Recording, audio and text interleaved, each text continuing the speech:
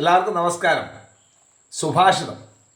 അരക്ഷിതം തിഷ്ടതി ദൈവരക്ഷിതം സുരക്ഷിതം ദൈവഹതം വിനശ്യതി ജീവത്യനാഥോപി വനേ വിസർജിത കൃതപ്രയത്നേവി ഗൃഹേന ജീവതി.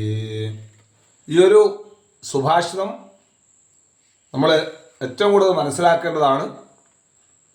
രക്ഷാഹീനനായിട്ടുള്ളതായ പുരുഷൻ ഈശ്വരനാൽ രക്ഷിക്കപ്പെടുന്നു.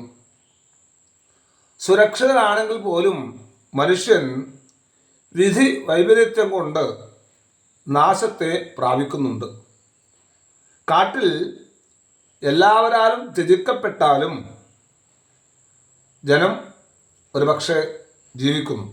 എന്നാൽ പ്രയത്നശീലം ഉണ്ടായിരുന്നാൽ പോലും, അതായത് പുരുഷന് പ്രയത്നശീലം ഉണ്ടായിരുന്നാൽ പോലും ഗൃഹത്തിൽ ജീവനം വേണ്ടതുപോലെ സാധ്യമാകുന്നില്ല.